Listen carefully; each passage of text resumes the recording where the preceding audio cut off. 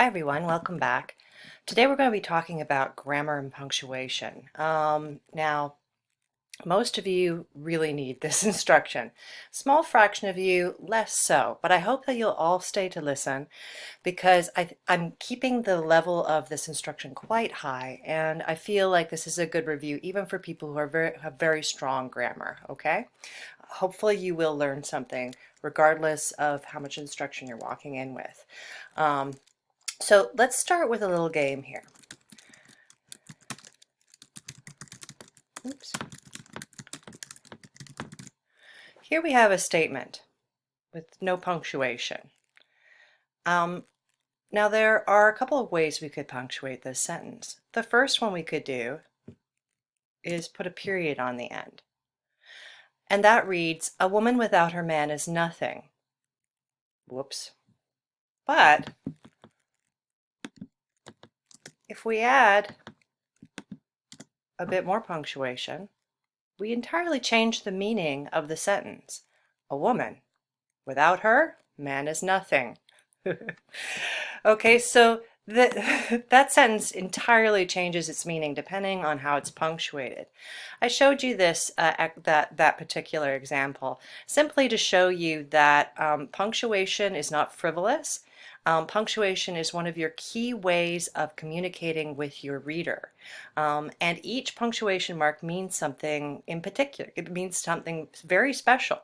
So you can't just use them interchangeably or intuitively. Every time, for instance, you put a comma down, that comma means something and is communicating something very specific to your reader. So I do feel like I'm seeing a number of people using punctuation somewhat intuitively. And let's stop that now, okay? I'm going to give you some rules for it. So let's start with the basics. Now, this is not a basic lesson, but we have to go back to the basics to start it, okay?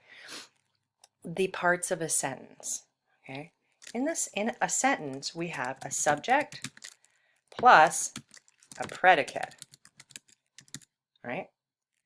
The predicate is made up of at least a verb, the action verb, and possibly an object, right? Rather, it could be a direct object or an indirect object, okay? The object is optional. You can still have a sentence without it, but you can't have a sentence without an action, okay? Now, you may be asking me, well, what about a sentence like "go there"? All right, that does not seem to have a subject in it. Imperative sentences break that rule, and my English language learners are beating themselves over the head right now about this, I'm sure, because this is a very frustrating thing about the English language. Sometimes we just assume the subject, for instance, in imperative sentences. Go there really means, excuse me, you go there. So the subject is implied. Now that's a very uncommon situation. In most situations, you will in fact have a subject in your sentence. So subject and predicate equals a sentence. Now, if you have more than one subject and it's not a compound subject, or you have more than one predicate, you have two sentences. Okay, so you need to punctuate them with that in mind, and that's an issue that really trips up a lot of students. Also, on the other hand, if you don't have the subject or you don't have a predicate, you don't have a sentence, and that's a problem too. Now, what are these two problems I'm talking about? The first one is a run-on sentence. Now, most of you can recognize a run-on sentence when you see one.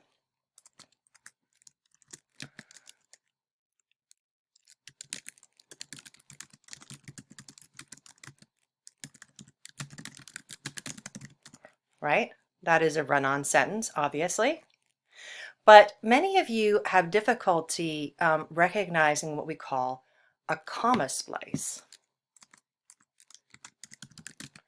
This is the most common error I see in student papers. A comma splice is a form of run-on sentence, but instead of just having no punctuation as we have here, you just threw in a comma and thought that was okay. So you do something like,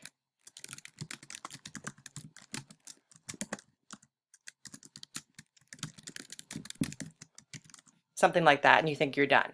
Well, you're not. That is a run-on sentence. I'll mark you down for bad grammar if you do that, right? So let's learn what you should be doing instead. Remember, if you have a subject and a predicate and a subject and a predicate, you have two sentences, and a comma is simply insufficient as punctuation to link two sentences. Well, how would we fix this sentence? There's a variety of things that we could do, okay? One of the things we could do is put a semicolon. Okay, we'll talk more about the use of semicolons later, but a semicolon is a stronger form of punctuation, and we'll do the trick to fuse these two full sentences, okay? But arguably, I would put a colon. We'll talk more about colons later, but what comes after a colon explains what comes before a colon, and I think I like to read a lot explains why I teach English, right? Or we could throw that comma in there and add a conjunction. Ta-da! Now we're cooking with gas too. Could be because, could be and, any of those will do. You have to have the comma because you've got two different sentences. You can't just go like that, okay? You still have a problem there. But a comma with a conjunction will fix your problem, okay? And then there's one we haven't talked about. What's wrong with a frickin' period, right? Nothing. Okay, when in doubt, put a period as soon as you're at the end of the first sentence. Then you move on to your second sentence. No big deal. Okay, so as I said, most of you do not actually include just straight run-on sentences in your work, but I'm going to say it, almost all of you do comma splices. So pay very close. There's a reason I put this lesson first. This is the most important one for most of you. You are getting this wrong. So please review sentence construction, how to fuse two sentences, and avoid comma splices. We'll talk more about the use of commas in a little bit. The other mistake you can make in terms of not recognizing when you have a full sentence or not in front of you is what I mentioned at the beginning, sentence fragment. Okay? Sentence fragments are very common because in our informal speech we use them all the time because they're time savers. I actually love sentence fragments in my informal writing. It's often unnecessary to include an entire formal sentence to get your point across, and I love to say things quickly and simply and in a concise manner. So sentence fragments really work for me in that situation. Unfortunately, when you move to formal writing, you're not allowed to do that unless you're doing it for effect. And I have to know you're doing it for effect for you to get credit for that. So be very careful, okay? You really, in general, want to avoid sentence fragments because your professors will default to assuming you don't know any better. Well, let's see what a sentence fragment might look like.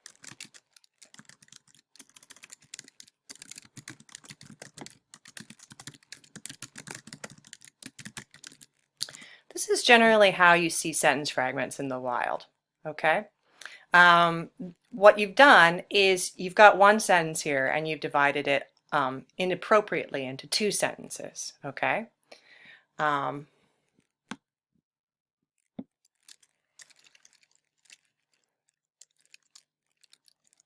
So you want to watch out for that. A sentence fragment is going to occur, if one, you're missing a subject, or two, you're missing a predicate. Be very careful. One of the ways this happens is you throw in a conjunction, right? Or a transitional word of some sort, and you turn what was a sentence into a dependent clause. Dependent clauses can look like sentences, but you have made them dependent clauses. So the example I gave you was one of those. That is now a dependent clause because there's a because before it. Okay, they've lost their status as a subject and a predicate by my doing that. Be very careful. Okay.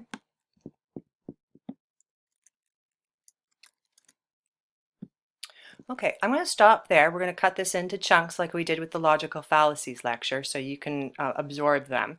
When we come back, we're going to talk about punctuation.